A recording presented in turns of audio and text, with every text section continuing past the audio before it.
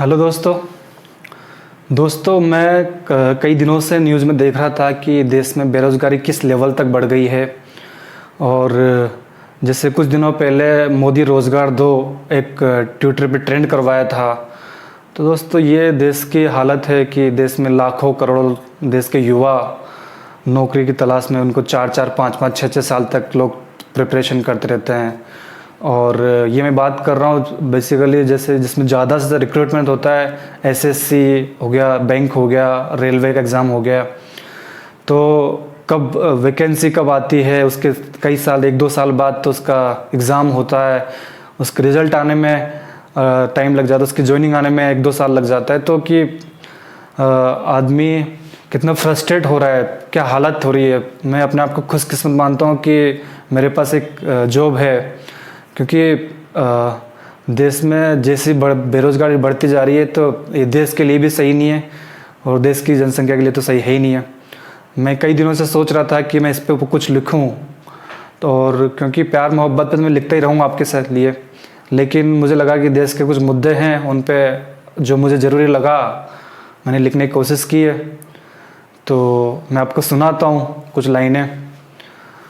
ना तो हम हैं चोर साहब, कि देखो देश के युवा क्या कह रहे हैं, जो बेरोज़गारी है, जिनके पास रोज़गार नहीं है, वो लोग क्या कह रहे हैं कि ना तो हम हैं चोर साहब, ना ही चौकीदार हैं। ना तो हम हैं चोर साहब, ना ही चौकीदार हैं।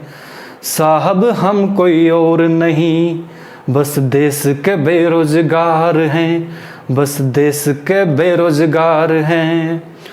ना तो हम हैं चोर साहब, ना ही चौकीदार हैं। साहब हम कोई और नहीं, बस देश के बेरोज़गार हैं। और देखो 2014 में जब चुनाव हुआ था, तो जब देश के प्रधानमंत्री नरेंद्र मोदी जी ने अपने भाषणों में कहा करते थे कि हम देश को 2 करोड़ रोज़गार हर साल दिया करेंगे। तो देखो उस पर मैंने 2 लाइन लिखने की कोशिश की है। 2 करोड़ रोज़गार हर साल देने के जो वादे किए थे, 2 करोड़ रोज़गार हर साल देने के जो वादे किए थे, भूल गए हो उन वादों को या फिर वो भी जुमले थे। 2 करोड़ रोज़गार हर साल देने के जो वादे किए थे, भूल गए हो उन वादों को या फिर वो भी जुमले थे।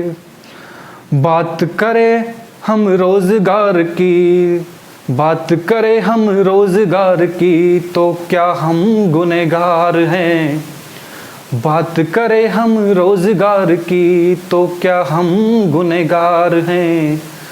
हमारे टूटते सपनों का, हमारे टूटते सपनों का बता दो कौन जिम्मेदार हैं। क्या नेहरू जिम्मेदार हैं, क्या नेहरू जिम्मेदार हैं, क्या नेहरू जिम्मेदार हैं। और देखो जैसे मैंने कहा कि वैकेंसियाँ आने में कितने साल लग जाते हैं, उनके रिज़ल्ट आने में कितने साल लग जाते हैं, रिज़ल्ट में किसी का सिलेक्शन हो भी जाता है तो उसकी जॉइनिंग होने में कितने साल लग जाते हैं। तो इस पे 2 लाइन लिखी है मैंने, मैं आपको सुनाता हूँ। कब से वैकेंसी एग्ज़ाम, कब से वैकेंसी एग्ज़ाम और नियुक्तियों का इंतज़ार है। कब से वैकेंसी एग्ज़ाम और नियुक्तियों का इंतज़ार है। या फिर तले पकोड़े बेचे चाई, या फिर तले पकोड़े बेचे चाई, कह दो कि यही रोज़गार है। कब से वैकेंसी एग्ज़ाम और नियुक्तियों का इंतज़ार है। या फिर तले पकोड़े बेचे चाई, कह दो कि यही रोज़गार है, कह दो कि यही रोज़गार है। ना तो हम हैं चोर साहब, ना तो हम हैं चोर साहब, ना ही चौकीदार है। ना तो हम हैं चोर साहब, ना ही चौकीदार है। साहब हम कोई और नहीं, साहब हम कोई और नहीं, बस देश के बेरोजगार है, बस देश के बेरोजगार है, बस देश के बेरोजगार है। शुक्रिया दोस्तों।